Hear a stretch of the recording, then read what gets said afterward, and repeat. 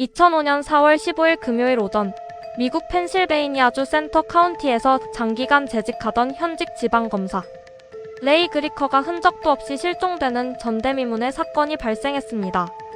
그는 1985년에 처음 지방검사로 선출된 이후 20년 동안 해당 지역의 사법 정의를 책임져온 베테랑 수사관이었습니다. 사건이 발생한 2005년은 그가 공직 생활을 마무리하고 명예로운 정년퇴임을 단 몇 달 앞두고 있던 시기였기에 그의 갑작스러운 행방불명은 지역 사회를 넘어 미국 사법부 전체에 엄청난 충격과 의문을 던졌습니다.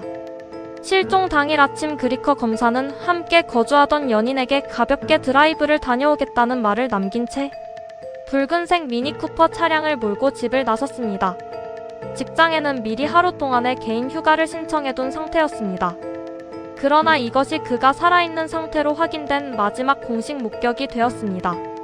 실종 다음 날인 4월 16일 그의 차량은 집에서 약 70km 떨어진 루이스버그의 한 골동품점 공용 주차장에서 발견되었습니다. 차량 내부를 정밀 수색한 결과 그가 사용하던 휴대전화는 운전석 옆에 그대로 남겨져 있었으나 평소 소지하고 다니던 신분증과 지갑 그리고 관용 노트북 컴퓨터는 흔적도 없이 사라진 상태였습니다. 경찰과 구조당국은 즉시 헬기와 수색견을 동원하여 대대적인 수색 작업을 개시했습니다. 차량 발견 지점 인근을 흐르는 서스코헤나강 유역과 주변 야산, 숲길을 수주 동안 샅샅이 뒤졌음에도 불구하고 시신은 물론이고 단 하나의 유류품조차 찾아내지 못하며 초기 수사는 난항을 겪었습니다. 사건은 초기 단계부터 명확한 실마리를 찾지 못한 채 철저하게 미궁 속으로 빠져들었습니다.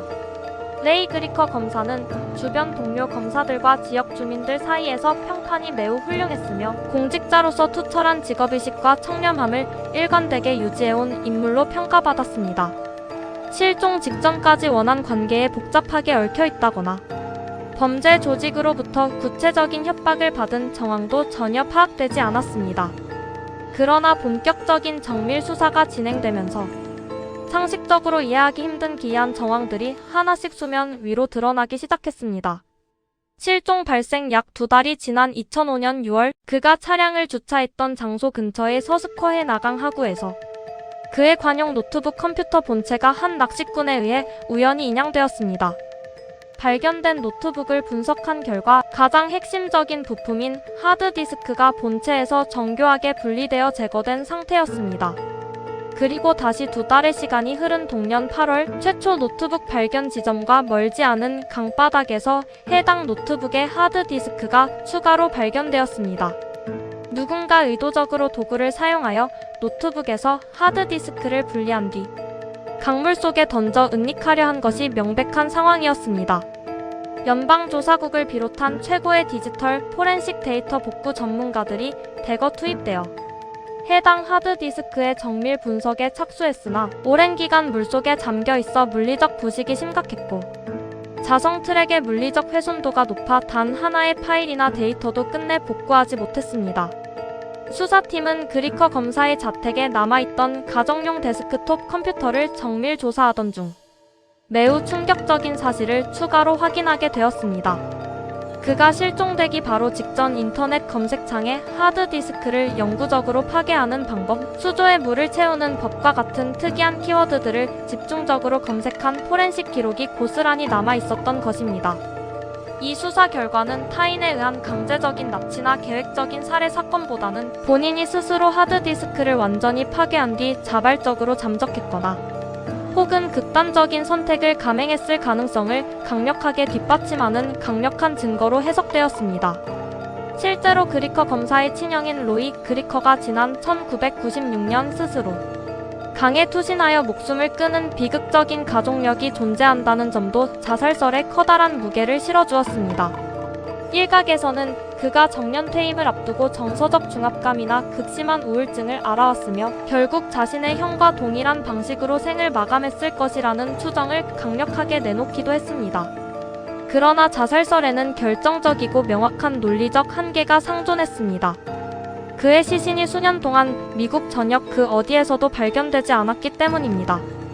서스코헤나강에 투신하여 자살했다면 시간이 지남에 따라 하류나 인근 강가에서 시신이 부패하여 떠오르거나 수색대에 의해 발견되는 것이 일반적인 수사 사례이지만 수개월에 걸친 대대적인 수중 정밀 수색에도 아무런 흔적이 나오지 않았습니다. 이에 따라 자발적 신분 세탁 및 잠적설이 또 다른 유력한 가설로 부각되었습니다. 평생을 바친 검사로서의 모든 삶과 사회적 직위를 뒤로하고 완전히 새로운 신분을 위조하여 다른 지역이나 해외로 도피해 제2의 삶을 살고 있다는 가설입니다. 실제로 실종 사건이 방송을 통해 대대적으로 보도된 이후 미국 전역에서 그와 똑같이 생긴 인물을 직접 목격했다는 제보가 수백 건 이상 수사 당국에 접수되기도 했습니다. 특히 유타주와 텍사스주의 외딴 바에서 그와 매우 유사한 외모와 이국적 분위기를 풍기는 인물이 나타났다는 목격담이 신빙성 있게 다루어졌으나 수사 당국의 추적 및 대조 결과 모두 오인 신고로 최종 판명되었습니다. 또 하나의 유력한 시나리오는 과거 다루었던 사건에 대한 보복성 타살설입니다. 그가 검사 시절 처리했던 수많은 강력 범죄자나 사기 조직의 피해자들이 출소한 이후 앙심을 품고 치밀한 보복 범죄를 저질렀을 가능성입니다. 특히 수사팀과 언론이 가장 주목한 대목은 이른바 샌더스키 사건이었습니다. 1998년 펜실베이니아 주립대학교 미식축구부 부감독이었던 제리 샌더스키의 아동 성추행 의혹이 최초로 제기되었을 당시 사건의 사법 처리를 담당했던 총책임자 그리커 검사는 증거 불충분을 이유로 그를 기소하지 않고 불기소 처분으로 사건을 공식 종결한 바 있습니다. 그로부터 오랜 시간이 흐른 2011년 제리 샌더스키가 실제로 수십 명의 아동을 상대로 수십 년간 조직적인 성범죄를 저질러 왔다는 혐의가 전면 폭로되면서 미국 사회 전체를 뒤흔든 대형 스캔들이 터졌습니다. 이 때문에 그리커 검사가 2005년 실종 당시에 이미 이 거대한 스캔들의 내막이나 고위층의 은폐 압박을 명확히 인지하고 있었으며 이로 인해 관련자들에게 비밀 유지를 위한 입막음을 당했거나 정신적 압박감을 견디지 못해 행방불명된 것이 아니냐는 의혹이 강하게 제기되었습니다. 하지만 이 가설 역시 추정일 뿐 이를 구체적으로 뒷받침할 만한 물리적 물증이나 내부자의 진술은 현재까지 전혀 확보되지 않았습니다. 결국 이 사건은 단 하나의 명확한 단서나 실마리도 찾지 못한 채 오랜 세월 동안 해결되지 않는 대표적인 미스터리 장기 미제 사건으로 남게 되었습니다. 실종 후 6년의 세월이 경과한 2011년 7월 펜실베이니아주 지방법원은 오랜 기간 생사가 확인되지 않는 상황과 유가족들의 법적 요청을 전격 수용하여 레이 그리커 검사에 대해 법적인 사망 선고를 최종적으로 내렸습니다. 그가 소유하고 있던 개인 명의의 자산과 부동산, 퇴직연금 등은 법 절차에 따라 모두 정리되었으나 미제 사건 전담팀의 공식 수사는 종결되지 않은 채 현재까지도 계속해서 이어지고 있습니다. 수사 당국은 결정적인 제보를 확보하기 위해 주기적으로 기존 사건의 단서와 증거물들을 전면 재검토하고 있는 상황입니다. 정년 퇴임을 단 몇 달 앞둔 시점에 자신의 노트북 하드디스크를 철저하게 파괴하고 세상에서 완전히 사라진 지방검사의 미스터리는 미국 사법 역사상 가장 기괴하고 미스터리한 수사관 실종 사건으로 기록되어 있습니다. 과연 레이 검사의 실종은 제리 스캔들과 관련이 있던 것일까요? 여러분의 생각을 댓글로 남겨주세요. 오늘 영상이 흥미로우셨다면 구독과 좋아요 부탁드립니다. 감사합니다.